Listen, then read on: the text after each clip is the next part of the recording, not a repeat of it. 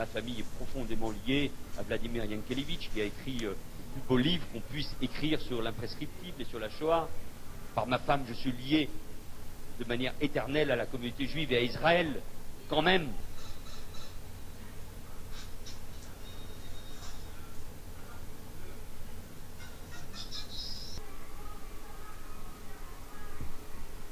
Les Juifs de France, comme le fait aujourd'hui le ministre de l'Intérieur, peuvent porter avec fierté leur kippa.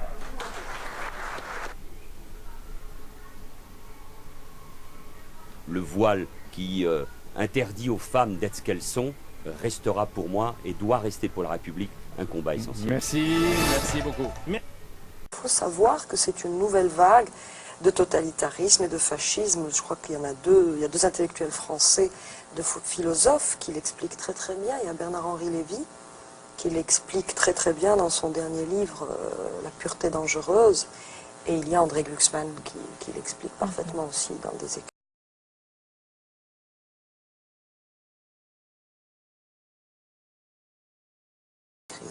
Et vous dites, le voile islamique, c'est insupportable, c'est intolérable, c'est l'équivalent des toiles jaunes qu'on apposait sur la poitrine des Juifs.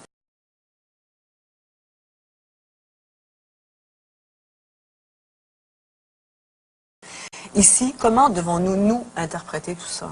Parce qu'on a un mini-débat sur le foulard.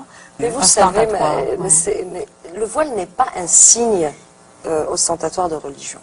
Le voile, c'est un signe ostentatoire de ségrégation des femmes.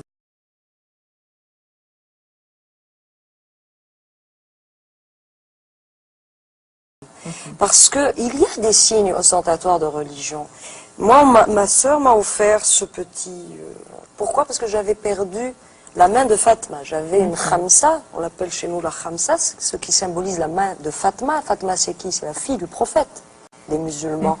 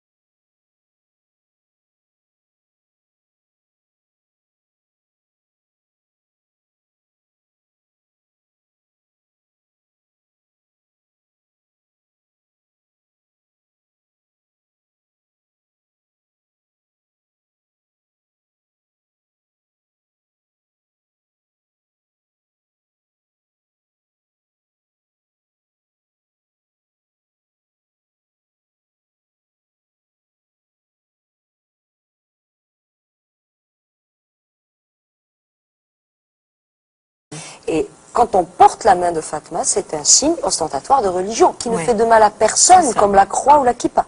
Qui ne fait de mal à personne, comme la croix ou la kippa. Mais le voile, que vous appelez voile islamique, c'est-à-dire le hijab, c'est un signe ostentatoire d'infériorisation des femmes, d'enfermement des femmes, de ségrégation des femmes. Quand une école veut produire des citoyens libres,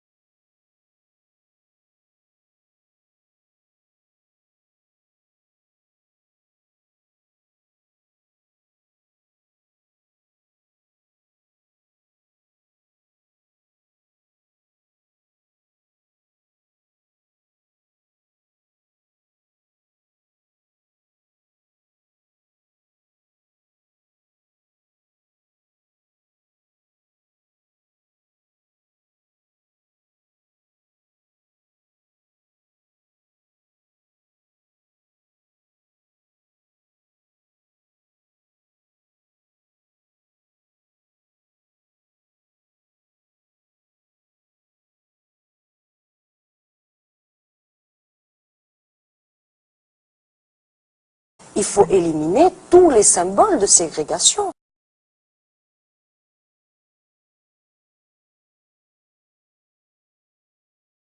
Il faut éliminer tous les symboles de ségrégation. Alors, parce que si on admet qu'il y ait des symboles de ségrégation contre les femmes, demain il faudra admettre des symboles de ségrégation contre les Noirs, ensuite contre les Juifs, ensuite, etc. etc.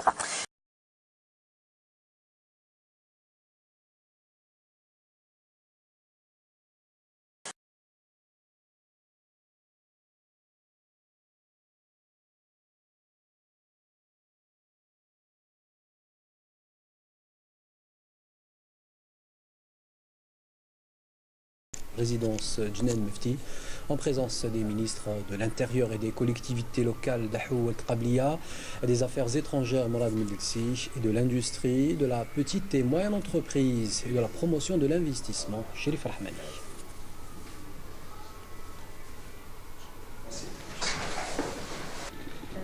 Bonjour Monsieur le Ministre.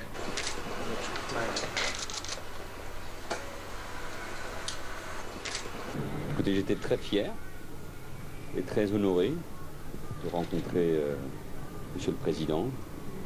C'est un moment important pour moi, d'abord sur le plan personnel. Je suis un jeune ministre et rencontrer le président Bouteflika, son expérience, sa vision du monde, sa connaissance de la France et de notre vie politique que chacun connaît. Cette discussion était tout à fait précieuse pour moi. Elle prépare la visite d'État du président de la République, François Hollande, qui est impatient de venir ici en Algérie pour concrétiser une nouvelle étape dans la relation qui existe entre nos deux pays, et sans tabou, sans langue de bois, pour poursuivre cette relation et lui donner encore plus de force et plus d'élan. Et puis avec Monsieur le Président, nous avons discuté de beaucoup de points, notre relation, situation en Syrie, ce qui se passe au Sahel, bien évidemment, et pour constater, comme j'ai eu l'occasion de le faire au cours de ces heures passées, des rencontres avec les ministres du gouvernement, avec le Premier ministre comme avec le Président, les points de vue convergents qui existent entre les deux pays, notamment sur la situation au Sahel, c'est-à-dire sur la nécessité que le Mali retrouve son intégrité et sur la nécessité de combattre le terrorisme, tout ça dans un processus politique dont le cadre a été tracé par les Nations Unies. Et fort de la vie, de l'analyse, de l'expérience du président, je rendrai compte au président de la République de ces éléments de discussion. Merci.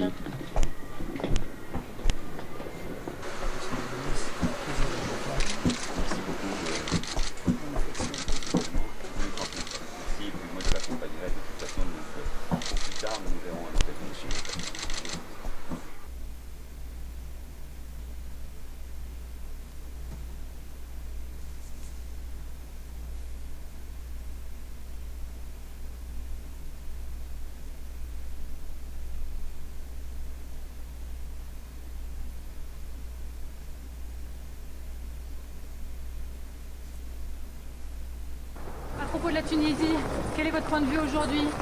Est-ce une dictature? Nous proposons que le savoir-faire qui est reconnu dans le monde entier de nos forces de sécurité permette de régler des situations sécuritaires.